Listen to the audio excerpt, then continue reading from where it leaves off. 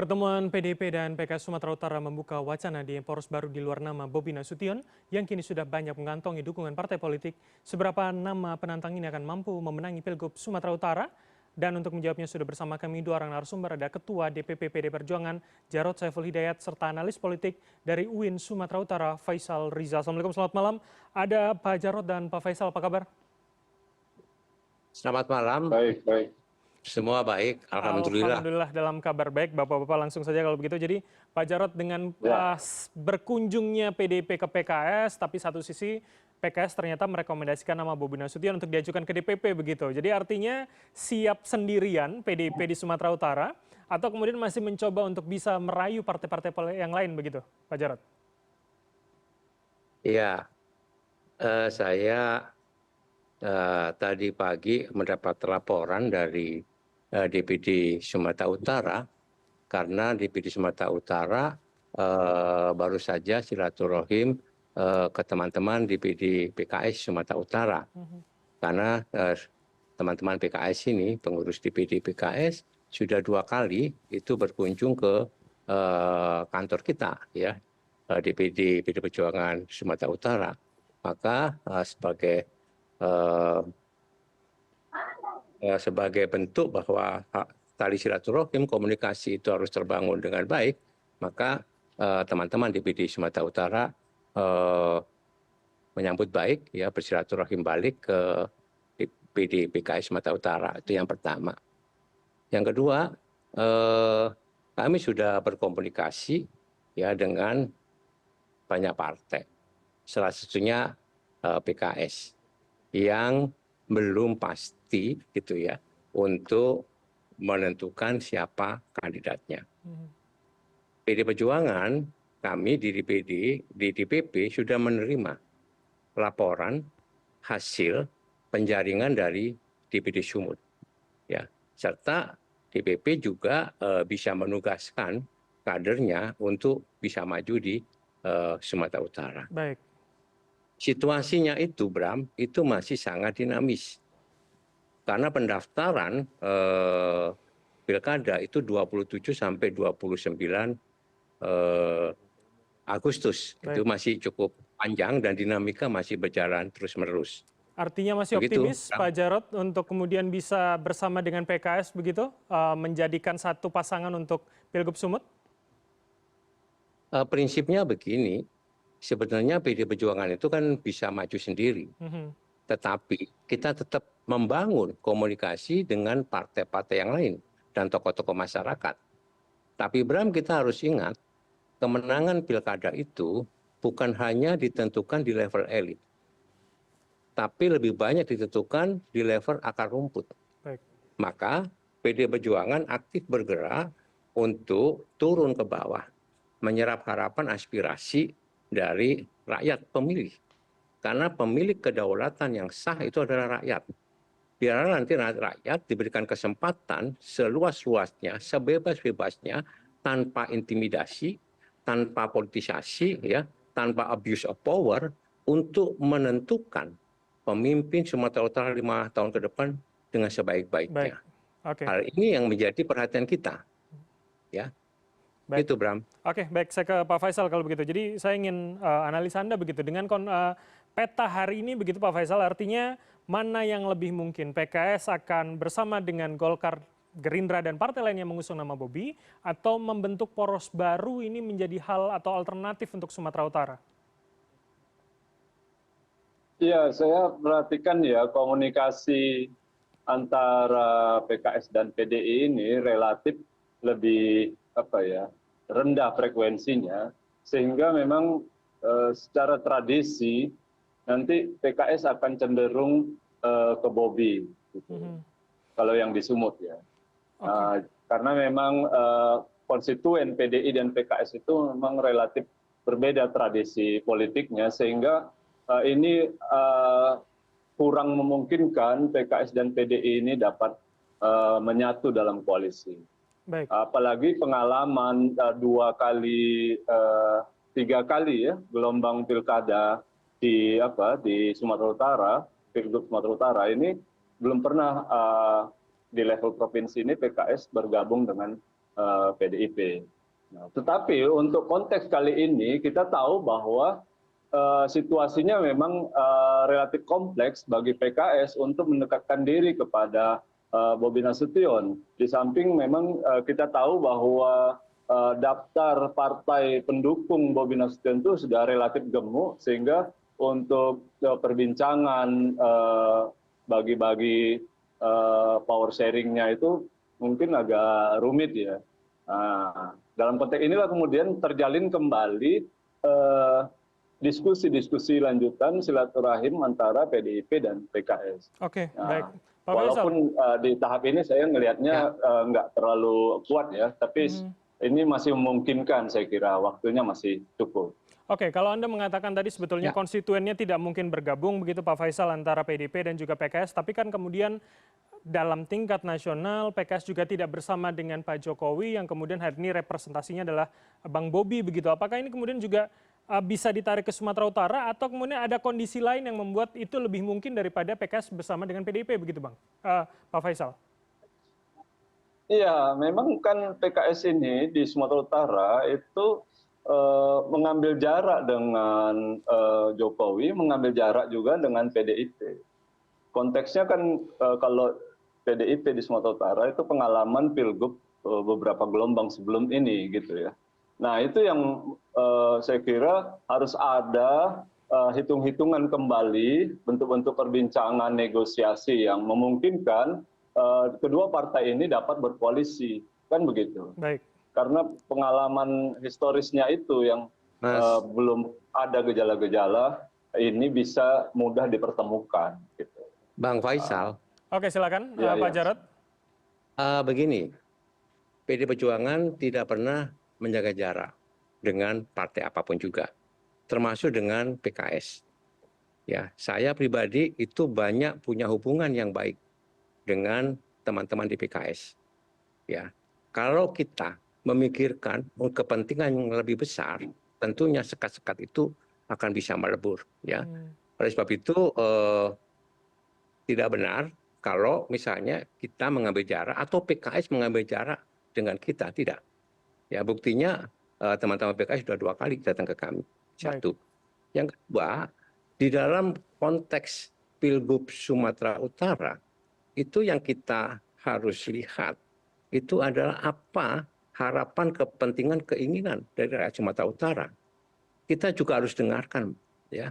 Apakah misalkan di Pilgub Sumatera Utara, kemudian semua sudah diborong oleh Bobi Nasution, ya, tinggal sekarang yang belum, itu cuma PD Perjuangan, PKS, dan Perindo kalau nggak salah ya, atau Hanura juga belum ya, mungkin ya.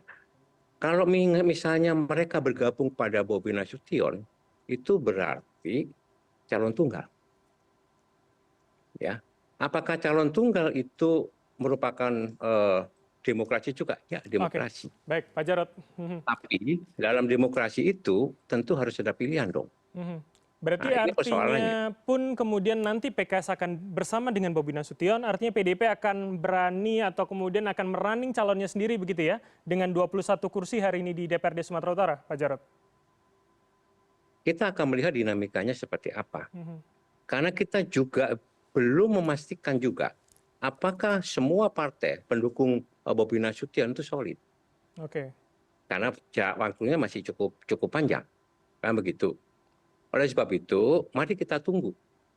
Tetapi marilah kita berikan pendidikan politik yang baik, pendidikan politik yang sehat, demokrasi yang baik, demokrasi yang sehat, demokrasi yang betul-betul bersumber dari bawah, dari rakyat, kepentingan rakyat.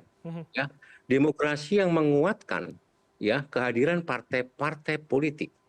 Karena esensi utama, tiang utama dari demokrasi adalah partai politik. Marilah kita bikin sehat dan kuat partai politik.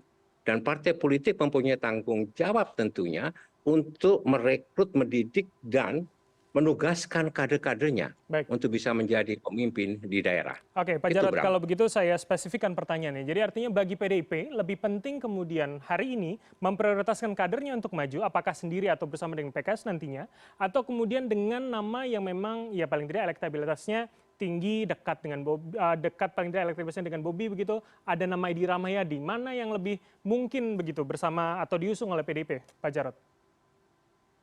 Kami sudah menjaring nama-nama, termasuk ada Edi Rahmayadi di situ.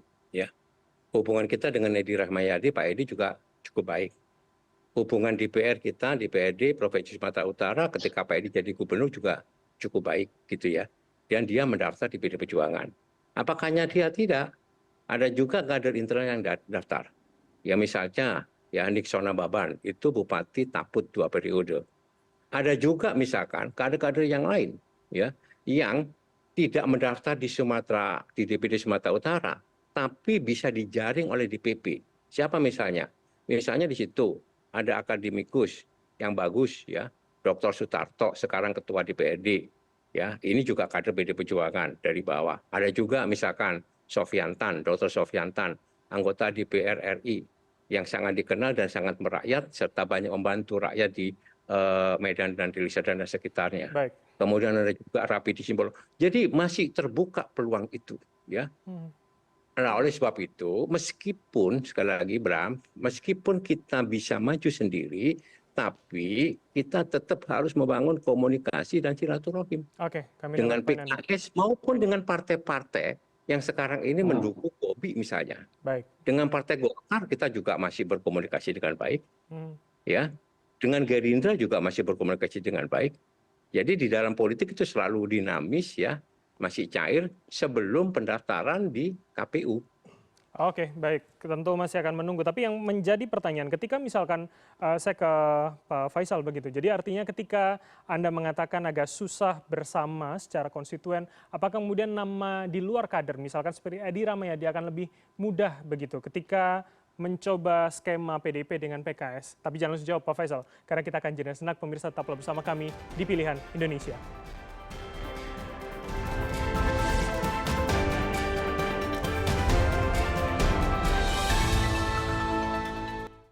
Anda masih bersama kami di Pilihan Indonesia. Saya langsung ke narasumber Pak Faisal. Tadi sebelum jeda saya menanyakan, jadi artinya jika kemudian ingin bersama tapi yang kemudian diajukan adalah nama non-kader, seberapa mungkin itu bisa diterima begitu, terutama dengan PKS yang Anda katakan tadi agak susah bersatu konstituennya begitu Pak Faisal?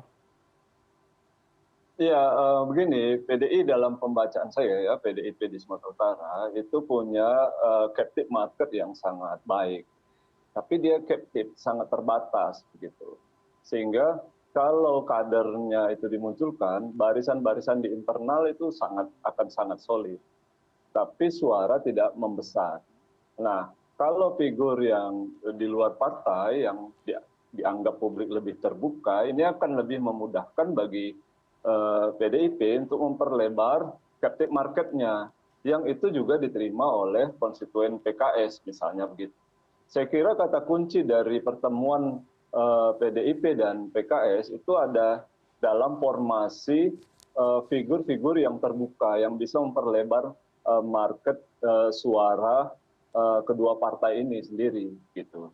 Nah, kenapa sampai sekarang kita juga belum mendapatkan nama-nama yang cukup firm ya untuk diumumkan? Itu karena memang menurut saya ya perbincangan ini belum selesai bagaimana pemasangan dua tokoh misalnya Bacagub dan Bacawagub itu ini memungkinkan merepresentasikan dua representasi identitas suara ya pemilih-pemilih yang lebih beragam, yang lebih terbuka gitu.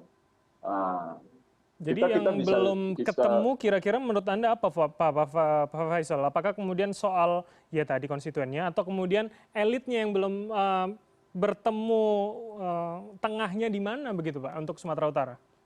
Iya, soal nama misalnya begini, Mas Bram bisa bayangkan ya, kita simulasikan ya. Kalau Pak Edi Rahmayadi sampai sekarang kita belum dapat klarifikasi bahwa beliau bisa di PDIP-kan atau dimerahkan gitu istilahnya, berarti kan non kader ini.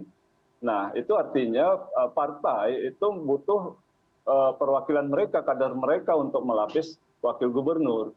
Nah, kalau wakil gubernur dari PDIP, ini apakah memungkinkan bagi PKS untuk lebih mudah bergabung dalam koalisi yang akan dibangun ini? Nah, ini kan harus dihitung-hitung, harus dinegosiasikan. Tetapi kalau misalnya Pak Edi Rahmayadi, andai ya ini simulasi, itu di PDIP kan, maka posisi calon wakil gubernurnya bisa dari PKS. Oke, baik. Nah, jadi ini akan lebih mudah untuk bertemu ya, kemudian running dalam kontestasi. Oke, baik. Jadi kalau kita, ya oke. Saya ke Pak Jarod kalau begitu. Jadi Anda mengatakan tadi Pak Jarod yang saya highlight adalah soal ya koalisi pendukung Bobi juga belum tentu solid begitu. Apalagi kemudian beberapa waktu yang lalu Anda juga mengatakan jika kemudian banyak yang atau mendapat dukungan banyak Mas Bobi itu karena Mas Bobinya atau karena mertuanya. Itu kan juga menarik Pak Jarod. Artinya seberapa kemudian itu masih mungkin dirayu-rayu oleh PDIP untuk bersama begitu Pak Jarod? Kami begini, ya kalau begini nggak usah kayak pacaran rayu-merayu lah, kan gitu ya. Tapi komunikasi yang baik lah, kan gitu kan ya. Oleh sebab itu tetap kita bangun komunikasi yang baik. Kita kan juga belum tahu ini bakal calonnya Mas Bobi itu siapa. Ya, ini kan juga menentukan juga kan konstelasi politik pilkada di Sumatera Utara. Kita belum tahu juga ya. Karena apa? Ya karena kan ingat loh Pak Jokowi ini selesai 20 Oktober. Betul nggak? Ya. Oke. Ya. Kemudian pilkadanya 27 November. 24 November. Betul nggak? Nah oleh sebab itu kita cuma berharap Bram, pilkada di Sumatera Utara dan daerah-daerah yang lain wabil khusus yang punya hubungan kekeluargaan dengan Presiden Jokowi itu kita minta betul berjalan dengan fair, dengan jujur, dengan adil, bermartabat. Pak Jarod. Jangan ada intervensi, ya. Tapi kalau dengan logika itu kan kemudian pendaftaran, penetapan itu kan sebelum 20 Oktober begitu Pak. Seberapa mungkin kemudian logika itu kita pakai bahwa akan ada perubahan, bukan nama Mas Bobi, pendukungnya tidak sesolid sekarang misalkan? Bukan, benar. Itu pendaftaran 27 sampai 29. Betul nggak? Ya. Ya kan? Itu Pak Jokowi masih menjabat. Ya kan? Kemudian tanggal 20 Oktober Pak Jokowi sudah selesai nih. Ya, artinya apa? Artinya terbuka betul kita berharap pilkada 2024 itu betul-betul pilkada yang menerapkan prinsip ya luber dan jurdil. Baik, oke. Jangan lagi ada intervensi kekuasaan, ya. Baik, saya katakan abuse power, jangan lagi. Oke, sudah Pak Jarod, cukup. tapi ini yang menarik adalah sampai ada politisasi lagi. Ya, Pak Jokowi tapi juga sudah memberikan statement terkait dengan hal ini, Pak Jarod. Kita akan dengar bersama statement dari Presiden Jokowi terkait hal ini. Kita dengarkan bersama. Tanyakan partai-partai. Partai itu pinter-pinter. Biasanya dilihat adalah elektabilitas. Kita milih yang menang dong gimana? Yang dilihat biasanya elektabilitas, ya. Jangan dipikir partai itu enggak. Partai itu pinter-pinter, apalagi ketuanya pinter-pinter.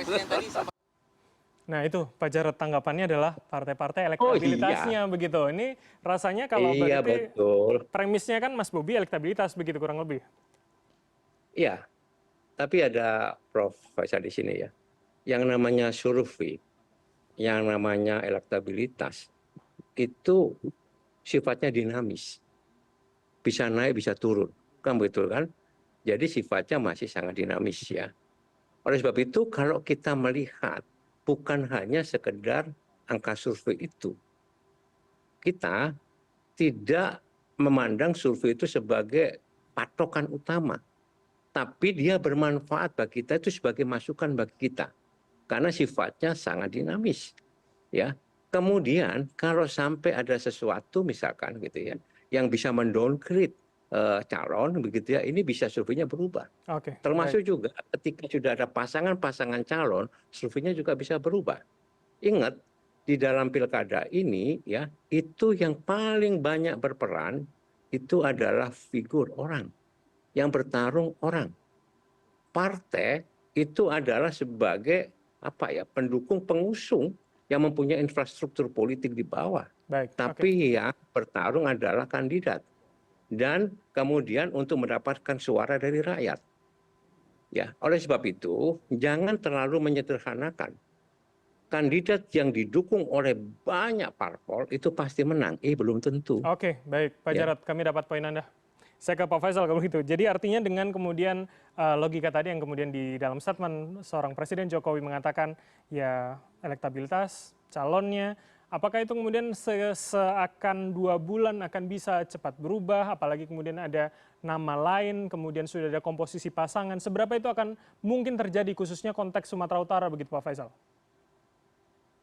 Ya, kalau keadaannya datar saja, saya kira perubahan atau dinamika elektability itu, angka-angka itu tidak banyak berubah. Tetapi dalam konteks pemilu kada kali ini, itu ada beberapa titik-titik signifikan, termasuk yang disebut oleh Pak Jarod tadi ya, ketika Presiden Jokowi 20 Oktober sudah tidak lagi menjadi presiden, ini bagaimana, apa yang terjadi? Apakah soliditas partai-partai pendukung bisa sama keadaannya dengan sebelumnya, gitu? Patronase berubah, gitu. Kepada siapa mereka mengarah? Nah, ini perlu dipertimbangkan. Nah, ada rentang waktu 1 bulan misalnya dari 20 Oktober ke 27 November itu juga perlu ya dilihat lagi bagaimana dinamikanya, karena 1 bulan itu waktu yang relatif cukup ya, terjadi apa saja gitu, termasuk soal mungkin blunder atau mismanagement, soal mobilisasi dan sebagainya. Oke, tapi kalau Saya kira kemudian itu dianggap penting, sebelum gitu. 20 Oktober ya Jokowi masih akan cukup menentukan begitu, itu masih mungkin akan terjadi? Oh iya, itu kan sudah sangat nyata ya, itu kayak rahasia umum saja gitu, bahwa konsolidasi misalnya Koalisi Indonesia Maju, posturnya kemudian berada di sumut, ditambah lagi ada Nasdem dan PKB, ini kan di samping memang magnet atau Jokowi efek itu juga bagian dari logika elektoral. Baik. Logika elektoral itu apa? Partai punya kecenderungan siapa figur yang penting mereka sandarkan harapan-harapan untuk menang, kan gitu. Oke, baik. Kita tentu akan menunggu bagaimana ke depannya dan terutama jelang pendaftaran nanti. Terima kasih. Waktu dari para narasumber ada Pak Faisal Riza, analis politik UIN Sumatera Utara, serta Pak Jarod Saiful Hidayat, Ketua DPP PD Perjuangan telah bergabung bersama kami. Selamat malam. Sehat selalu semuanya. Selamat malam.